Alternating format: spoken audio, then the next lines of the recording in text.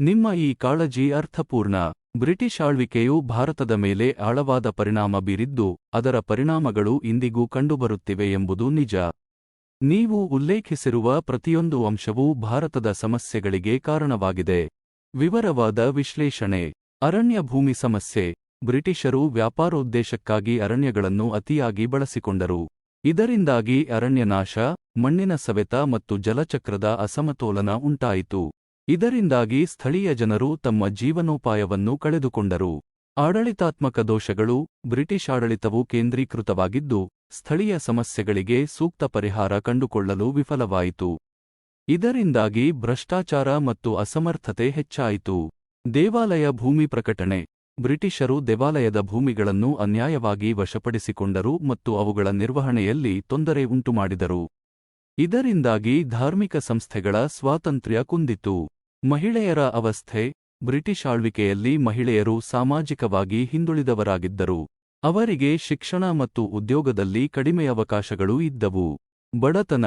British ಆಳ್ವಿಕೆಯಲ್ಲಿ ಭಾರತದ ಆರ್ಥಿಕತೆ ಕುಸಿಯಿತು. ಬೃಹತ್ ಪ್ರಮಾಣದ ಬಡತನ ಮತ್ತು ನಿರುದ್ಯೋಗ ಉಂಟಾಯಿತು. ಇಂದಿನ ಸವಾಲುಗಳು ಮತ್ತು ಪರಿಹಾರಗಳು. ಈ ಸಮಸ್ಯೆಗಳನ್ನು ನಿವಾರಿಸಲು ನಾವು ಹಲವಾರು ಕ್ರಮಗಳನ್ನು ಕೈಗೊಳ್ಳಬೇಕು. ಅರಣ್ಯ ಸಂರಕ್ಷಣೆ. ಅರಣ್ಯಗಳನ್ನು ಸಂರಕ್ಷಿಸುವ ಕುರಿತು ಜಾಗೃತಿ ಮೂಡಿಸುವುದು ಮತ್ತು ಅರಣ್ಯ ನೀತಿಗಳನ್ನು ಪರಿಷ್ಕರಿಸುವುದು ಅಗತ್ಯ. ಸುಧಾರಿತ ಆಡಳಿತ. ಭ್ರಷ್ಟಾಚಾರವನ್ನು ತಡೆಯುವುದು ಮತ್ತು ಆಡಳಿತ ವ್ಯವಸ್ಥೆಯನ್ನು ಪಾರದರ್ಶಕವಾಗಿಸುವುದು ಅಗತ್ಯ. ಧಾರ್ಮಿಕ ಸಂಸ್ಥೆಗಳ ಸ್ವಾಯತ್ತತೆ. ಧಾರ್ಮಿಕ ಸಂಸ್ಥೆಗಳಿಗೆ ಸ್ವಾಯತ್ತತೆ ನೀಡುವುದು ಅಗತ್ಯ. ಮಹಿಳಾ ಸಬಲೀಕರಣ. ಮಹಿಳೆಯರಿಗೆ ಶಿಕ್ಷಣ, ಉದ್ಯೋಗ ಮತ್ತು ಸಮಾನತೆ ನೀಡುವುದು ಅಗತ್ಯ. ಬಡತನ ನಿರ್ಮೂಲನೆ. ಬಡತನ ನಿರ್ಮೂಲನೆಗೆ ಸರ್ಕಾರವು ಹೆಚ್ಚು ಗಮನ ನೀಡಬೇಕು. ತೀರ್ಮಾನ. ಬ್ರಿಟಿಷ್ ಆಳ್ವಿಕೆಯ ಪರಿಣಾಮಗಳು ಇಂದಿಗೂ ಭಾರತದ ಮೇಲೆ ಪ್ರಭಾವ ಬೀರುತ್ತಿದ್ದರೂ, ನಾವು ಈ ಸಮಸ್ಯೆಗಳನ್ನು ನಿವಾರಿಸಲು ಮತ್ತು ಭಾರತವನ್ನು ಬಲಿಷ್ಠ ರಾಷ್ಟ್ರವನ್ನಾಗಿ ಮಾಡಲು ಶ್ರಮಿಸಬಹುದು. ಇದಕ್ಕೆ ನಮ್ಮೆಲ್ಲರ ಸಹಕಾರ ಅಗತ್ಯ. ನಿಮ್ಮ ಅಭಿಪ್ರಾಯ. ಈ ವಿಷಯದ ಕುರಿತು ನಿಮ್ಮ ಅಭಿಪ್ರಾಯವನ್ನು ನೀವು ಹಂಚಿಕೊಳ್ಳಬಹುದು.